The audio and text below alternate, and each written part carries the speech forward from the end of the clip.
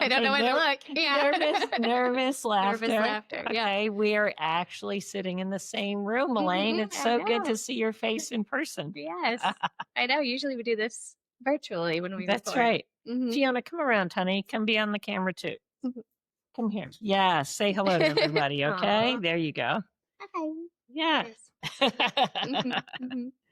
Well, we're finally getting back on track, right? Yeah. And recording another podcast. You know, one of our listeners, one of our students, she said, "When's the next podcast coming out?" And I said, "Well, we're going to be recording this week." So here we are. We're sitting in my living room. This is Fiona, in case you've heard me talk about her, but here she is. And for those who are just listening, we'll put a picture of her up on a post. That sounds good. Yeah. But what we decided to talk about tonight, we just had, I'm going to call it an animal totem class. Spirit animal, divine animal kingdom. We throw a lot of different words around for working with the animals, since we, one, love animals, two, since we teach animal Reiki. Yeah. 3, because you do a lot of shamanic work, and the animals show up. Yeah. But we decided to just kind of not recap the class, but kind of continue the conversation. Yeah, because we had such a good time and such good interactions in the class, and the animals always show up. I feel like that's one thing when we talk about the animals, or when we bring them into our work or a conversation, they show up. They do show up. Yeah. And, so 2 that showed up for me this morning after our class, one I'm a fan of and one not so much. On my early morning walk, I had our friend, the palmetto bug, aka cockroacha, run across in front of me on the sidewalk. And I was like, yeah, we talked about those last night. Sigh. You know I'm not a fan of you, but I did not squash it. So That's there good. you go. Well, it was in its natural habitat. It was not in my living room. So, you get a pass. Yes. But the other one was the frog. And there was a lot of conversation around frogs last night in the class. So, and you had an experience of a card that was pulled last night that came in today.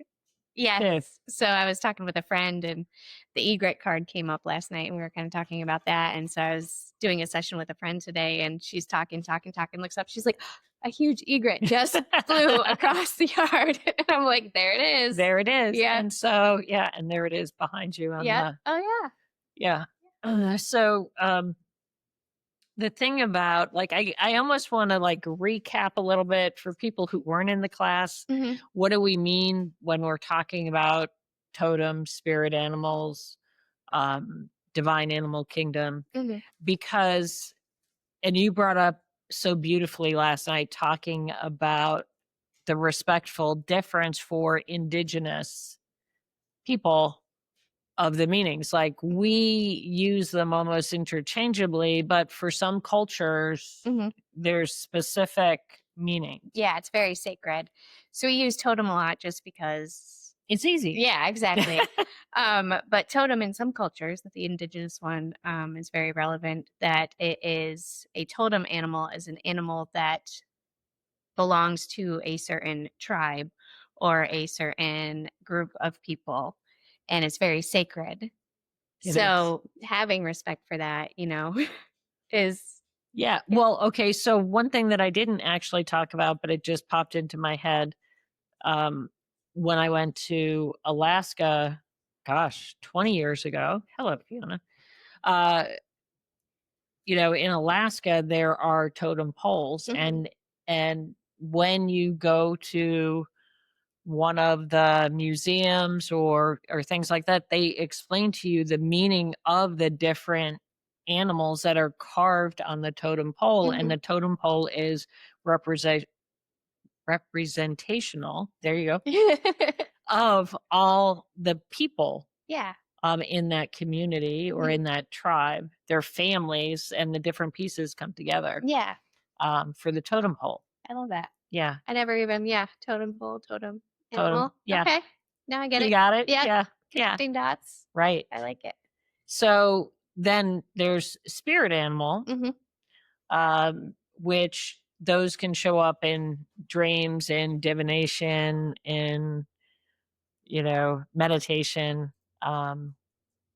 And those have particular meanings. But the one thing that I think that was interesting last night and was empowering for people to understand is you can go out and search online. What does, a snake mean? What does a frog mean? What does the cockroach mean? And get people's interpretations. Like we referenced the Animal Speaks book by Ted Andrews. You had the book last night, which Power Animals. Power Animals. The Shaman's Guide to Power Animals by Lori something. Yeah. And so and I respect the work that they've done. They've done a lot of research. I'm not dissing it at all. That's a great jumping off point to get a meaning. But then there's the aspect of it that what does it mean for you? Because you're the one who is either seeing the animal cross your path, like the cockroach this morning, or it's in your dream, or it's an animal that you connect with. So the meaning really has to resonate and come from your own intuition and guidance, inner guidance. And I saw a lot of light bulbs go off last night with that point. Absolutely.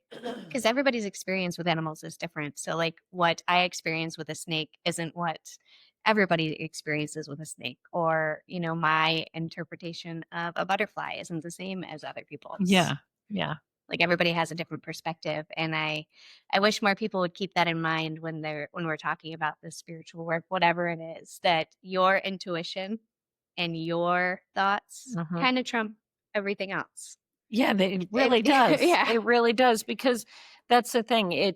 You're living in your reality alongside me living in my reality. And while they walk along together, sometimes they go in different directions, sometimes they cross back over. But my experience is different than yours. Yep. And being respectful of that is a key to, I think, weaving this place into a healthier existence. Yeah. I'll say it that way. We're not just talking about animals here. Yeah. We're not just talking about intuition. So right now, Fiona's going back and forth because we got a little thunder going on in the background, and she's not a fan. No. So she may be stressing out a little bit. So one of the things that we did last night, though, we used one of our experiences from Animal Reiki.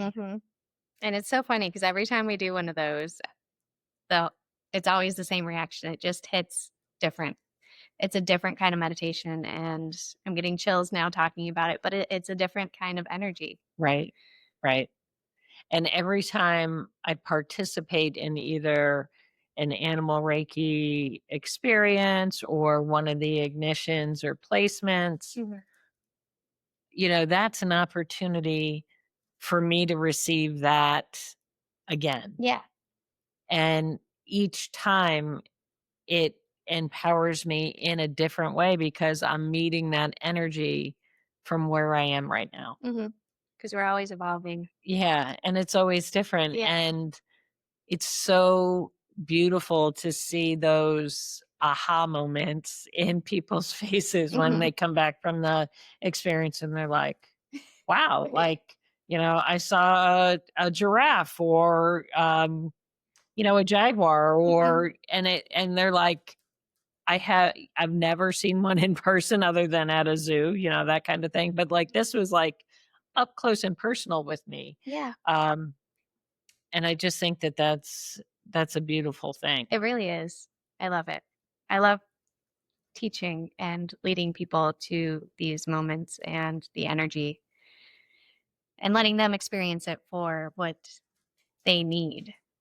Because a lot of our classes, we have an outline, but we don't follow the outline as much as we We intend to, but we let the energy guide us. I try so hard with those outlines, I mean, I gotta be honest with you. I want to stay on the road, but I want to off road too. I mean, it's just how we work. Yeah, it is. Yeah. The energy shows up that needs to, and we try and honor both. We teach what we need to teach, but we also teach what the students that are there need. Well, and the big piece that I think is, what's the word I want to use? Maybe most surprising for our students is that the work doesn't stop. Like, well, we're not handing you the answer. We're not giving you an answer sheet.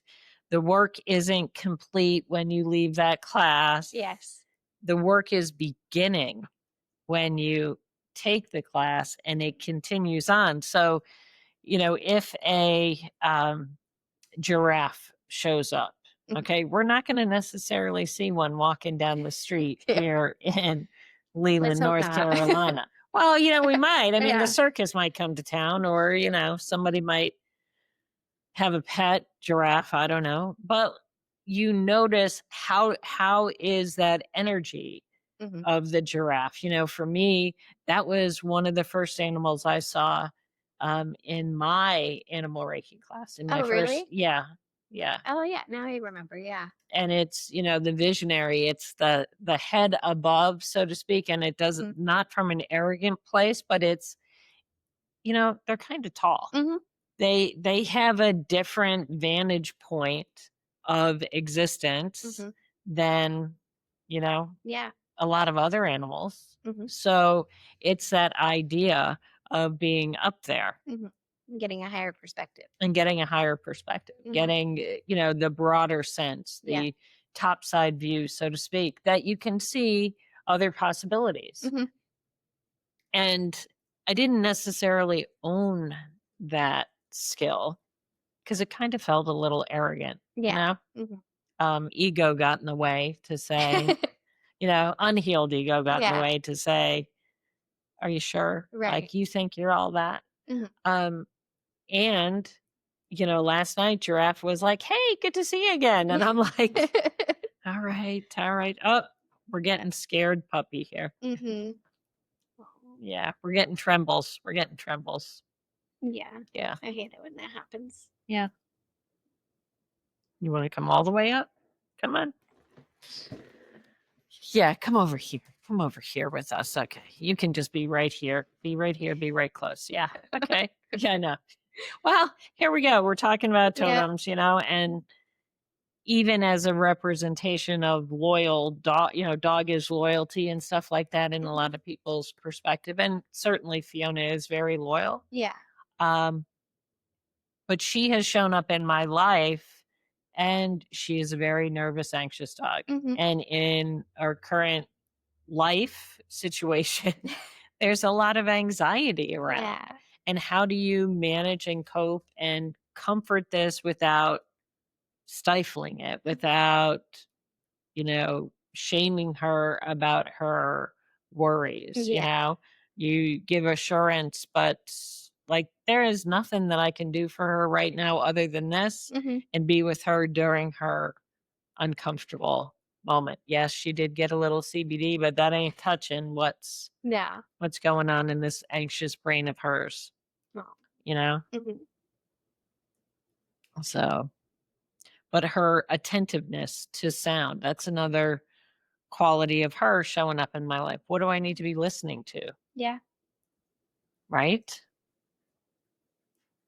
What do you need to be aware of? Yeah. Now, she did receive her attunements, placements, and ignitions. What she chooses to do with that, I am still working that out. Yeah.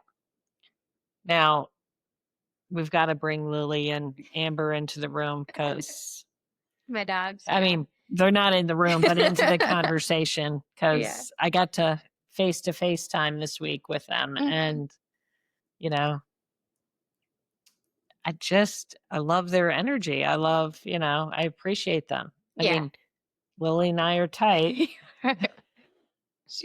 Yeah. So Lily is definitely I thought she was going to be my one protector. My protector, she meditates with me. She keeps an eye out while I'm in the other realm. She makes sure that I stay grounded when I come back. And uh, the universe told me that I needed another dog, a puppy. And I think she's totally different energy right definitely there. different energies. So now we're navigating what that means for our new energy and our new life. Because when animals come into our life, especially pets, they are teaching us something. They are showing us something. So I'm just along for the ride, following the energy and seeing. Well, it was funny because we were pulling cards last night in the class, and I had mentioned that my card for the year 2025, I pulled a card in the beginning of the year and meditated on it, and I pulled the puppy card. It was just pretty much about having more fun, more joy, more playfulness. But I really feel like the universe was like, you're not honoring that. So let's actually put a puppy in the mix and see how fun it gets. And it really has been. She stirred the energy up. She's keeping me on my toes. She has stirred the energy up. Well, last night I did pull the cat card. At the end of class, like we had a set idea of how we were going to control pulling the cards and have the conversation, but we had a lot of decks and a lot of cards got pulled. And when I pulled the cat card, it just kind of makes me chuckle because I've had cats all my life, and I've had many different teachers, and Rolly is the one. She's sleeping out on the porch right now, but she's one who challenges me in so many different ways. She's definitely spicy. She is spicy, and cats are about independence, and they do bring comfort. There was I forget where it was that I saw that they talk about how the purring of a cat actually calms and resonates with the body and the heartbeat and your breathing pattern.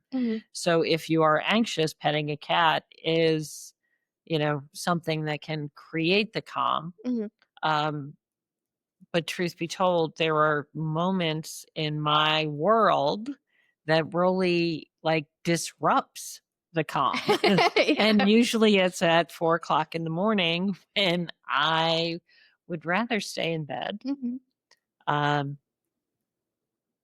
So what are the lessons? And see, that's the piece that was most significant. The teaching point that we talk about is, are you seeing the messages? Are you learning the lessons? Are you being curious of what's being presented to you? Right. And then what are you doing with that? Where are you taking that next?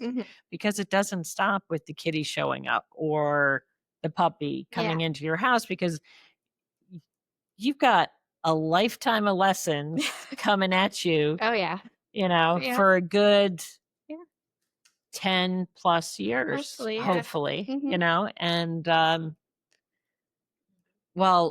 and okay, so on a sad side, the start of the class last night, I got a text that one of my friends had to say goodbye to her dog.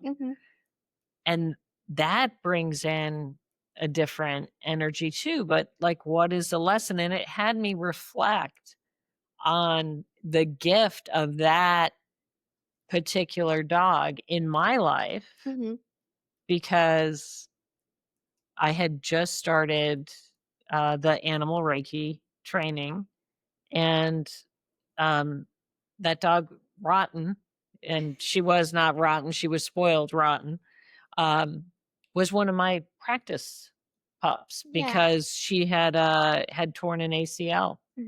And I went over to do some animal Reiki with her, and that experience brought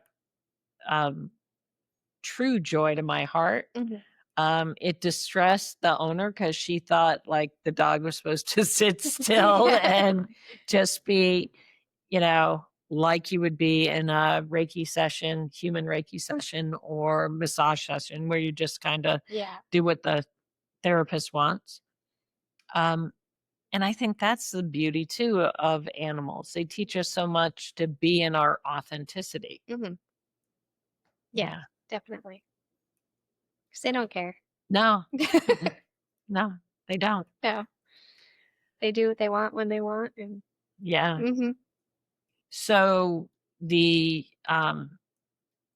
animal totem class, I think it'll be kept on the calendar Yeah, I for think so. sure. That was probably one of my favorites so far. I Yeah. think just because it connects to us so much because we talk about it and we work with the animals so much. Mhm.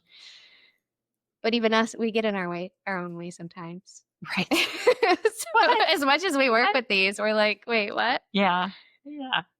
Who are Well we to share this information?" But that's where well, it's a conversation. yeah. I feel that through teaching, I learn just as much, if not more, Mhm.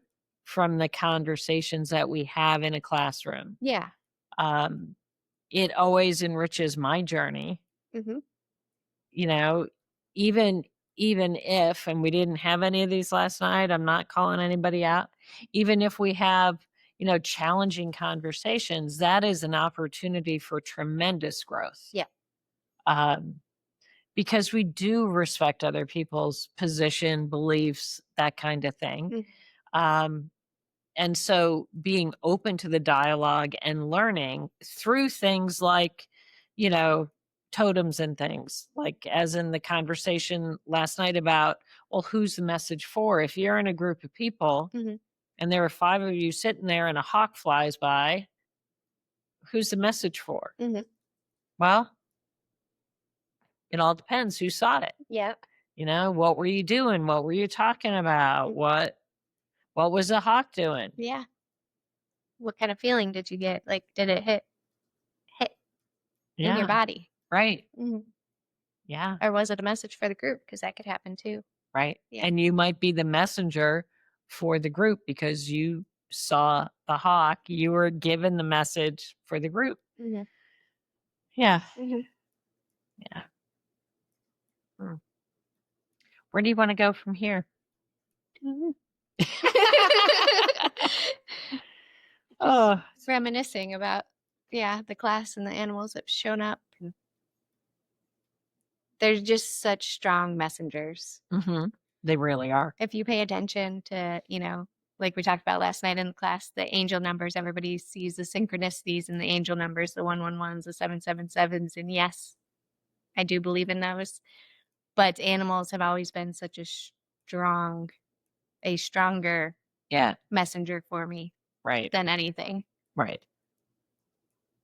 Yeah. I have my few favorites, Mhm. uh, as you know, cockroach is not one of them. No. Um, but, like, I have a lot of birds Mhm. in my list of allies. So I have the wren, I have the heron, the hawk, that kind of thing. Um, Mockingbird is one too. Mhm. That kind of, but over the past couple of weeks, the mourning dove Okay. has come in where, feathers fall across my path. I mean, I am one to pick up feathers. Mhm. Um, and so if something is directly in front of you, like a feather, it's for you, pick it up, you know? Yeah. And I had to identify the feather. It was a mourning dove's feather, Oh, very cool. and it was just a small little feather. Yeah. But then I had to look to see, where is this? What is this message about? Mhm. And, you know, mourning doves get a bad rap, because they're really not all that smart. Yeah. They're ground feeders. Mhm. So they end up feeding someone else because Okay. Oh, they're because they get yeah. Oh. they get eaten. But they are very, peaceful Mhm. birds, and I do find that that is something that we're needing to call in this time, is our individual Yes. peace, Mhm. because certainly can't find it out in the world right now, Mhm. right? Um, there are all sorts of things that are going on around us, and some close to home, some not so much. Mm-hmm. But finding that internal peace, I think, was the strong message for me about the mourning dove. I love that. Yeah. And You you know, find your peace during your walks. I That's like your do. peaceful I time. do. Mm-hmm. Even with, school is back in session, Yeah. So you got bus school riders. buses are Yeah. back, trucks, and it's getting darker. Mm-hmm. So, it's darker in the morning when we go out. So we have a spotlight that we walk with, and, Mm-hmm. we're back to that, which Yeah. kind of makes my heart go down a little bit, but then it's also very reflective time Mm-hmm. because we do have that peace Yeah. in the quiet, in the dark, Yeah. you know. Um, so I do relish that time in the morning for Mm-hmm. sure. And we're sitting in my new house here, and this has been such a sanctuary for peace. And all around, my totems are all around my house, or every which way to Sunday in this room that we're sitting. So Yeah. there might be a few of them A here. few. Yeah. So, Oh. yeah. Now, we've talked about your chickens. I have to bring the chickens into the conversation Yeah. because last night you brought some chicken feathers with Mm-hmm. you for the table. Yeah. And, They didn't look like chicken feathers. they didn't I look have like some cool chickens. you've I'm got not some. gonna Yeah, lie. I know. I was like, these are chicken. And then I was looking at the feathers because I got to meet the chickens this week when I got to meet Amber. Mm-hmm. So I was like, I know who this feathers is. Yeah. Like I could identify Mm-hmm. and relate to the feathers because I met the posse, Yeah. met the Yeah, girls, the even though flock. you don't call them, they're not. I don't know why I call them he's. I know the girls, but I think it's just natural. He. I don't know. Yeah. Yeah. But they have an interesting frequency They as do. far as a totem goes. Mm-hmm. I would listen pretty high up on the totem pole, Oh yeah, you know, for sure. because their frequency, just how they came up, and like I said to you that day, I didn't know what I was saying to them, but like obviously we were having conversation because they were coming towards me, Mm-hmm. and they just kind of chill. Although those feet, not gonna lie, those are kind of scary. I love it. Yeah. No, they are. They're very intuitive animals. When you think about chickens, you always hear like chickens are dumb, blah blah blah, and they're not always the brightest, but they're very intuitive. They're very in tune with their environment. They're flock based. They're protective of each other. We had a hard time integrating new chickens because they're very territorial, which I didn't know, but they are. They keep their own flock safe. They keep with their own posse, so to speak. Yeah. They have their own language. They have their own Yeah. things. Yeah. Yeah. They're very cool. And, I was impressed that the dogs weren't like, hey, there's lunch. You're You know right. what I Yeah. mean? But they're not. They're not that way. No. They like to play with them because they fly. So they'll scare them a little bit. But yeah, they don't go after them. I mean, they're caged. They're separate. They have their separate spaces. Right. But they're not running the fence or anything. Yeah. Mm-hmm. Yeah. Yeah. Well, cool. Well, I guess, I always want to to do something. Mm-hmm. I'd be curious for, listeners, watchers to see who's showing up for you. What animal spirits, totems, Mm-hmm. Allies, because like that's the other thing. As an ally, Fiona definitely is an ally. Yeah. She's certainly selective and picky because she's such a scared girl, but she is an ally. Mm-hmm. Who are your animal allies, and how do they show up for you? Are they showing up in dreams? The one section that we really didn't talk about with the mystical Mm-hmm. animals, because we have the ones that we. Yes. I love my dragons. I work with the dragons in the dream space and the journeying space there. And it was funny because we had different takes on what we take from the dragon energy. So that's just an example of, even though it's the same animal, it means something different to us. Yeah. So I use it like the dragon in the cave on the top of the mountain away from everybody else. Yeah. That's kind of just like collecting their wisdom and doing their thing and yeah, coming out when they need to. Yeah, and my dragon is like, "Hey, I'm ready to go. I got your back. Let's light this town up, baby." Yeah. But that's also like our personality too, because the fire in my astrology, the spicy side of it, shows up where. I mean, and I do like shiny things. I mean, that is a quality of. I do hoard shiny crystals, not gonna lie. So. Yeah, so like we have that in common. Yeah, we do. We have that in common. But on the mystical animal side, I think that that's a place to allow yourself to maybe free yourself a little bit. Like one of my favorite things from childhood, I had a thing for unicorns. I, loved the unicorn. And